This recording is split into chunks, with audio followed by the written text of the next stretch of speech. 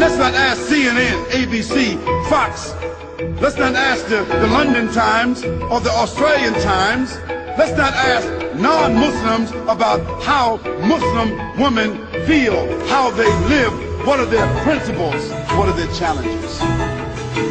If you want to be fair, ask a Muslim woman. And you cannot find anything written in our holy book, in the Quran, that is denigrating the woman. It's just the opposite.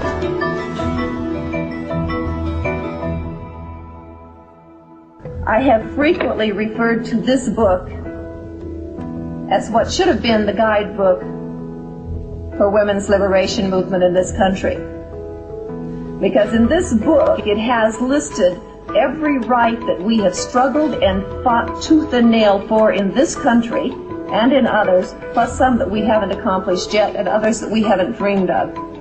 One thing that was given by God that we are fighting for right now in this country is equal pay. Hey, it's in there. Right there. It's in there, and it's for God. God-given rights, not man's. God-given rights. The right to vote, the right to own property. And yes, we have a soul, and yes, we go to heaven. We have every right that a man has. We may be different, but that doesn't make us not equal. Our difference makes us unique and special. But we are still totally and completely equal. God made woman to be the proper companion of man. She is different, but equal. Equal! We buy them, feed them, clothe them, use them, discard them. Women equal to us?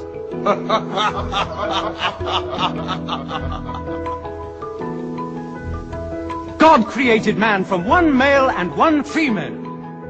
How? You must respect in all women the womb that bore you.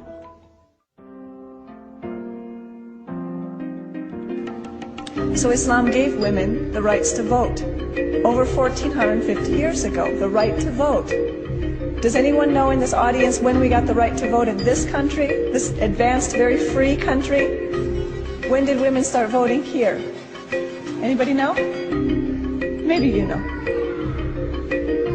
Early 1900s, in my mother's lifetime.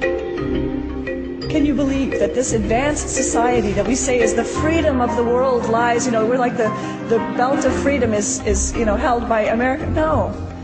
Women couldn't even vote until my grandmother was of voting age. Also inheritance. In this country, women could not inherit property in the southeastern United States, places like Georgia and Alabama and Mississippi, until my generation. In the 1950s and 60s, these laws were finally being rewritten. And I know that you who weren't raised here don't have an appreciation for just how bad the status of women was in this country, even up till today. You all have such a wonderful thing that you're raised Muslim or that you carry Islam. You have rights that women in this country never dreamed of until perhaps this generation. And you've had them for 1,400 and some years. 1,400 and some years. 1,400 and some years.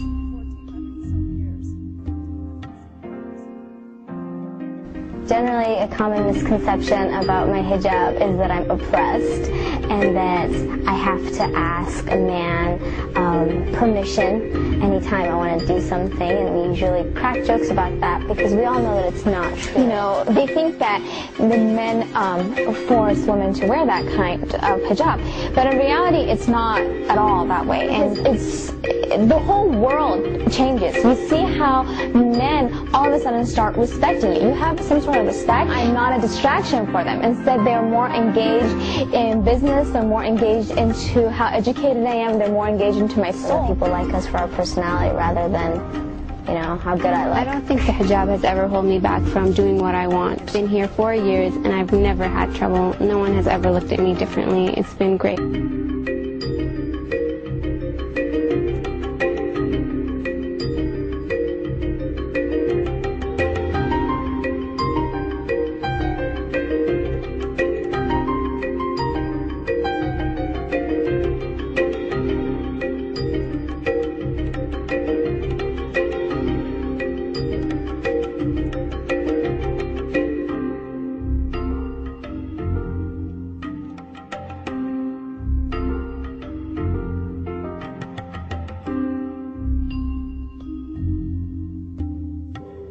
The American statistics, they tell us there are 7.8 million more women than men in America.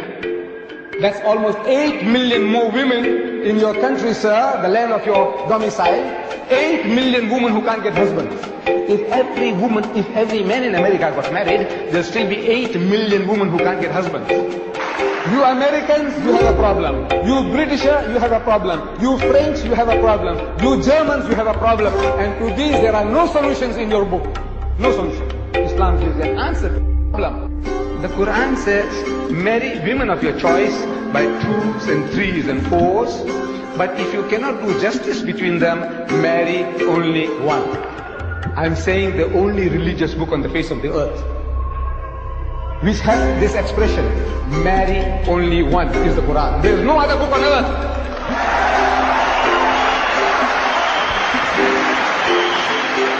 And this is a solution to your problem.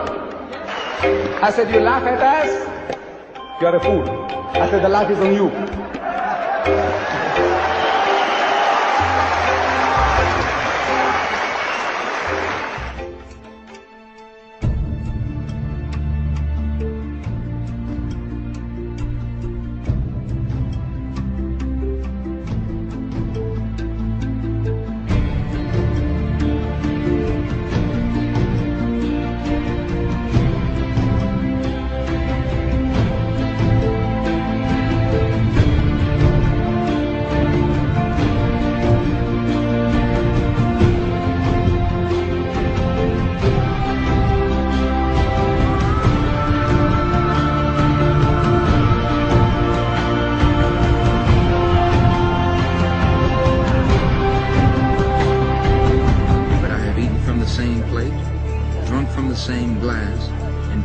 Same God with fellow Muslims whose eyes were blue, whose hair was blonde, and whose skin was the whitest of white.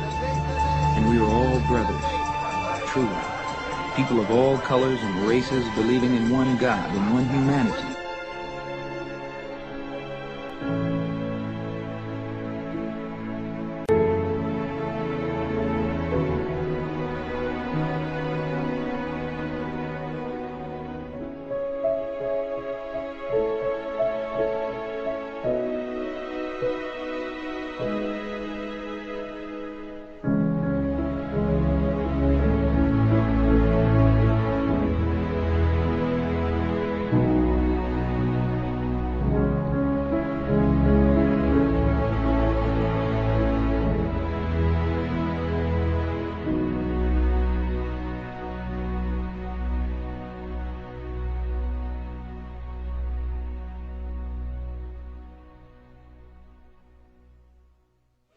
The word that we greet each other with is in Hebrew, Shalom Aleichem, which means peace unto you.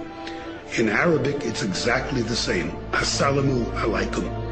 And I think that's very important because Islam itself, the very name Islam, comes from a root which means peace. Islam comes from the root word salam, which means peace. It also means submitting your will to Allah subhanahu wa ta'ala, to Almighty God. In short, Islam means peace acquired by submitting your will to Allah subhanahu wa ta'ala, to Almighty God. The glorious Quran is the most positive book in the world. It's a proclamation to humanity. It's a fountain of mercy and wisdom. It's a warning to the humans. A light to God. An assurance to total doubt. A solace to the suffering. And a hope to those on the